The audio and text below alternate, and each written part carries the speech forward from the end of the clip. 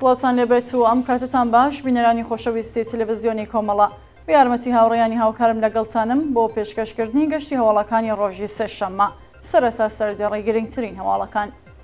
دیداری شاندێک لە ژنانی کۆمەڵە لەگەڵ ڕێکخراوی ژنانی ڕێپاک، بەڕێوەچوونی هەڵمەتی زاگرۆسانە لە سێرانگەی پردانانی پیرانشار، شەپۆلی کۆچکردنی لاوانی پسپۆڕ لە دەرەشار و بەدری ئیلام، گیانەدەستانی دوولایەنگری کۆمەڵە و حزبی کۆمۆنیستی ئێران لە سنە و مەریوان، ڕێپێوانی خانشینکراوانی سەنعەتی فولاد لە ئیسپەهان و ئەهواز، درێژێ مانگرتنی کرێکارانی کارخانەی ئۆتۆمۆبیلی تسلا لە سوید، شەڕ و پێکدادانی ئەرتەشی ئۆردۆن لەگەڵ میلیشیەکانی سەر بە کۆماری ئیسلامی و کوژران و بریندار بوونی دەیان کەس بەهۆی هاتنی بوومە لەرزە لە چین.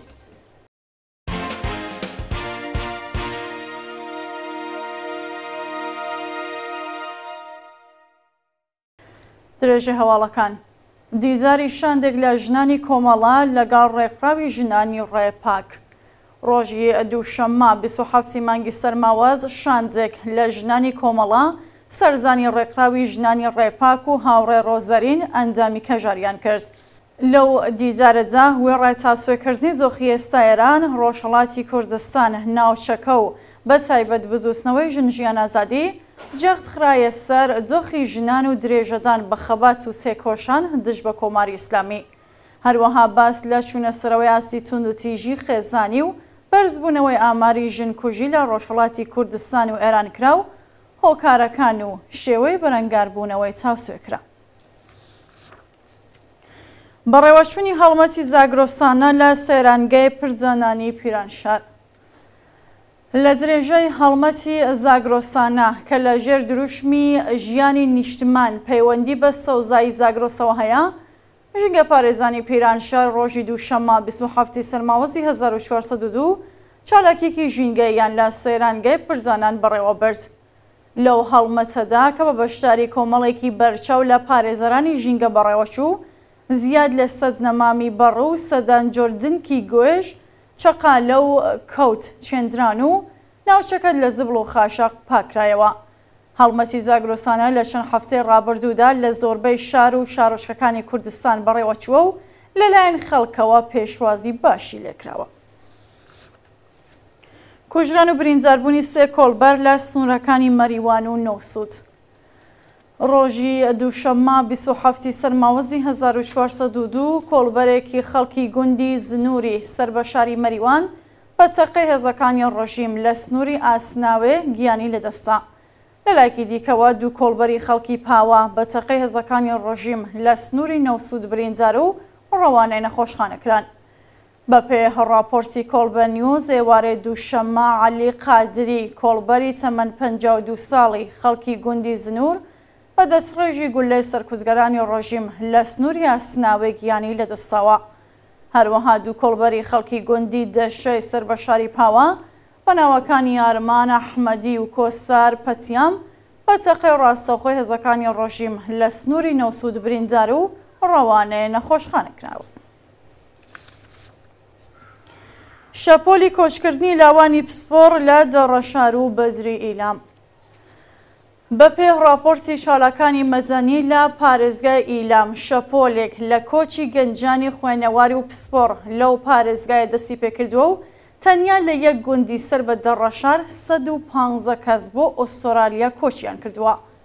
بەپێ راپۆرتی سەرچاوە خۆجەیەکان، بێکاری و نەبوونی ئیمکاناتی ڕەفاهی وای کردووە کە گەنجانی خوێنەواری پارێزگای ئیلام شەپۆل بۆ وڵاتانی دیکە کۆچ بکەن. لە ساڵی 2015 زاینی 115 گەنجی پسپۆڕ لە گوندێکی سەر بە شارستانی دەڕەشار بۆ ئوسترالیا کۆچیان کردووە و لە گوندەکانی دیکەی ئۆستانیش دۆخەکە ئاڵۆسرا. بە وتەی هاوڵاتیان، شارستانەکانی بەدرە و دەڕەشار خەڵکانێکی زیرەکی هەیە و زۆربەی لاوەکانیان دەرچووی زانکۆ و لە بوارە جۆرەجۆرەکاندا پسپۆڕن، بەڵام نەبوونی ئازادی، نەبوونی هەلیکار و بایەخنەجانی بەرپرسانی ڕژیم بۆ پارێزگایە وای کردووە کە بەشێکی زۆر لە دەرچوانی زانکۆ ڕێگای پڕمەترسی کۆچ بگرنە بەر. هەروەها لە شاری سەردەشت بە هەمان شێوە لەوانی دەرچووی زانکۆ لە یەکێک لە گوندەکانی ئەو شارە بەرەو بریتانیا کۆچیان کردووە و جاخوازی لەسەر کۆچ بۆ ئەو وڵاتە لە سەردەشت لە ئاسیەکی باڵادایە. گواستنەوەی هادی ڕۆستەمی لە زیندانی ورمێ بۆ زیندانی فەشافۆیەی تاران. بەپێ راپۆرتی ناوەندەکانی مافی مرۆڤ، هادی ڕۆستەمی بەندکراوی مەحکوم بە بڕینی ئەندامی جەستا ڕۆژی پێنجشەممە 25 سەرماوەزی 1402 لە زیندانی ناوەندی ورمێوە بۆ زیندانی فەشافۆیەی تاران گوازراوەتەوە. هادی ڕۆستەمی ڕۆژی هەینی 24 سەرماوەزی ئەم ساڵ بۆ حراسەتی زیندان بانکراو پاش ڕادەستکردنی بە بەشی گواستنەوە بەیانی شەممە 26 سەرماوەز بۆ زیندانی فەشافۆیە گوازراوەتەوە. ناوبراو لە ناڕزایەتی بەڕەوا گواستنی بۆ تاران لە ڕۆژی شەممەوە دەستی داوەتە مانگرتن لە خواردن و گیانی لە مەترسی جەدیدایە.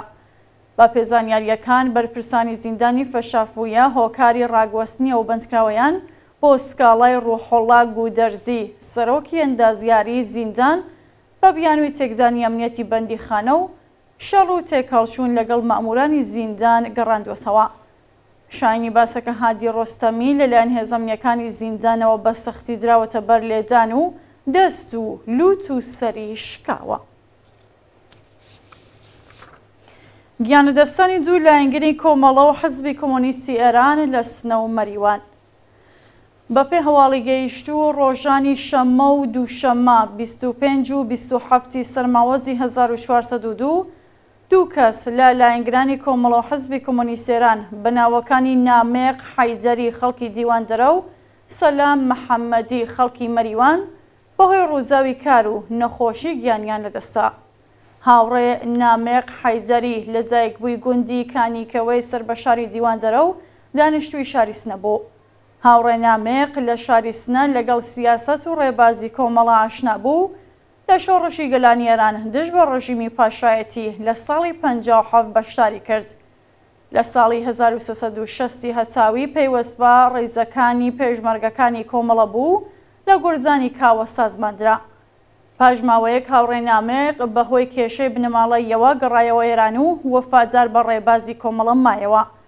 ناوبراو ڕۆژی شەممە 25 سەرماوەز بەهۆی جاڕمانی دیوارێک لە شاری سنە بەسەریجا گیانی لەدەستا. جێگای ئاماژەیەکە سێ کەس لە ئامۆزەکانی هاوڕێ نامێق بە ناوەکانی فایەق حەیدەری، مەنسوور حەیدەری و ساڵح حەیدەری هاوڕێ لەگەڵ خاڵۆی بە ناوی محەممەد مورادی پێشتر لە ڕیزەکانی پێشمەرگەی کۆمەڵە گیانیان بەخت کردووە. هەروەها هاوڕێ سەلام محەممەدی لە تێکۆشەران و لایەنگرانی کۆمەڵە و حزبی کۆمۆنیستی ئێران پاش ماوەیەک بەرەنگار بوونەوە لەگەڵ نەخۆشی ڕۆژی دووشەممە 27 سەرماوەز ماڵاوایی لە ژیان کرد. هاوڕێ سەلام لە بنەماڵێکی زەحمەتکێش لە گوندی پیلەی مەریوان بە دنیا هاتوو بە درێژایی تەمەنی بانگەشێ بۆ سیاسەتەکانی کۆمەڵە و حزب دەکرد و چوە دووە هەناسەی وەفادار بە ئارمانەکانی کۆمەڵە و حزبی کۆمۆنیستی ئێران مایەوە. لەلایەن کۆمەڵە و حزبی کۆمۆنیستی ئێرانەوە سەرخۆشی خۆمان هاراستەی بنەماڵە کەس و کار و هەموو دۆستان و لایەنگرانی هاوڕێ سەلام و هاوڕێ نامێق دەکەین و خۆمان بە شەریکی خەمیان دەزاری. ڕێپێوانی خانشینکراوانی سەنعاتی فولاد لە ئیسفەهان و ئەهواز. ڕۆژی دووشەممە 27 سەرماوەزی 1402 خانشینکراوانی سەنعاتی فولاد لە شارەکانی ئیسفەهان و ئەهواز دژ بە دۆخی خراپی معیشەتی خۆپیشاندانیان کرد. خانشینکراوانی سەنعاتی فولاد لە ئێران خوازیاری چوونە سەرەوەی ئاستی حەقدەست و مەزایە بە پێهێڵی هەژاری بەکردەوە دەرهاتنی گەڵاڵە یەکسانسازی هەڵوەشانەوەی بڕیاری دەوڵەت بۆ تێکەڵکردنی سندوقەکانی خانەنشینی و چاکسازی لە بواری ژیان و معیشەتیان بوون. گیانەدەستانی چوار کرێکار بەهۆی نەبوونی ئیمنی شوێنی کار. ڕۆژی دووشەممە 27 مانگی سەرماوەز چوار کرێکاری ژن و پیاو لە شارەکانی گەناوە، کرماشان و تاران بەهۆی نەبوونی ئیمنی شوێنی کار گیانیان لەدەستا. بە پێڕاپۆرسەکان کرێکارێکی ژنی تەمەن 33 ساڵ بە ناوی نەجمە عەبدوڵڵاهی بەهۆی گیرکردن لە نێوان ماشینی باڵابەر و سەقفی کارگەر لە بەندەرگەناوە گیانی لەدەستاوە.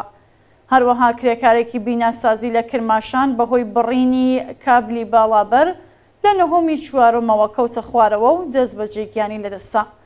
لەلایەکی دیکەوە دوو کرێکاری تەمەن 50 و 25 ساڵە لە شوێنی حەوانەوەی کارگەیەک لە شارۆچکەی وەلی عەسری تاران بەهۆی گازگرتووی گیانیان بەخت کردووە. بانکرانی 6 هاوڵاتی خەڵکی ئەشکەتزی یەزد بۆ جادگا. 6 شارۆمەندی خەڵکی شارستانی ئەشکەتزی یەزد لەلایەن لەقیەکی باسپۆرسی دادسەرای گشتی و ئینقلابیە و شارە بە تۆمەتی تێکزانی ئەمنیەتی گشتی و بڵاوکردنی پرۆپاگەندا بانکێشکراون. ناسناوی و 6 هاوڵاتیە بریتیە لە زەهیر پیشداد، ئێحسان دهقانی ئەشکەزی، محسن دهقانی ئەشکەتزی، محەممەد حسێن کەڵانتەری ئەشکەتزی، محەممەد مهدی ئەیوبی ڕاد و محەممەد کەڵانتەری ئەشکەتزی.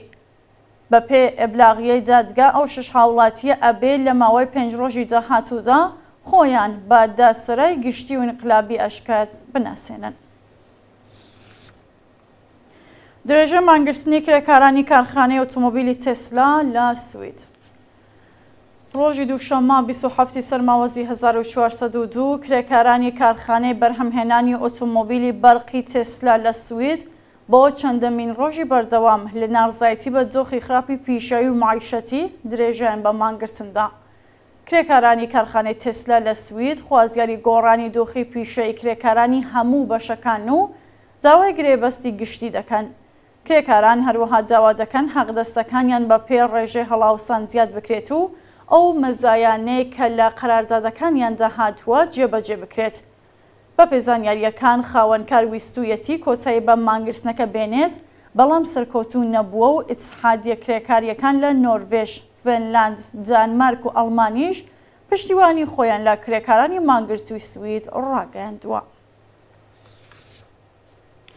شەڕ و پێکدادانی ئەرتەشی ئۆردۆن لەگەڵ میلیشیاکانی سەر بە کۆماری ئیسلامی.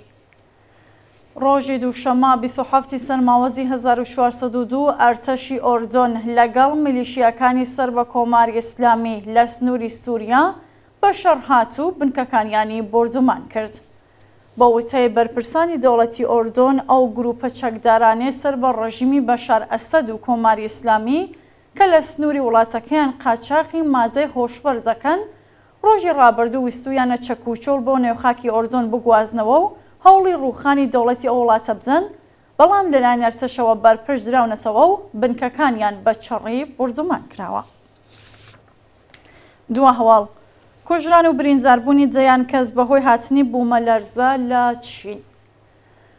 شەوی دووشەممە 27 سەرماوەزی 1402 بوومەلەرزەیەک بە بەهێزی 6 پلەی ڕیشتر ئۆستانی گانگسۆی لە وڵاتی چین هەژاند و بەهۆیەوە 116 کەس گیانیان لەدەستا. بە پێڕاپۆرتی مێدیاکانی چین سەرۆکۆماریە وڵاتە لەگەڵ خەڵکی لێقەوما و هاوخەمی دەربڕیوە و ڕاگەاندووەکە تەواوی ئیمکاناتی وڵاتەکان بۆ گەیاندنی یارمەتی و سەر و ساماندانی خەڵکی بوومەلەرزە لێدرا و تەرخانەکەین. بە گوێرە زانیاریەکان 116 کەس تا ئێستا گیانیان لەدەستاوە و 220 کەسی دیکەش بریندار بوون و ئەگەری هەیە ڕێژێ قوربانیان بڕواتە سەرەوە. بینەرانی خۆشەویست هەواڵەکانتان پێشکەشکرا، هەر شاد و ئاسوودە بن.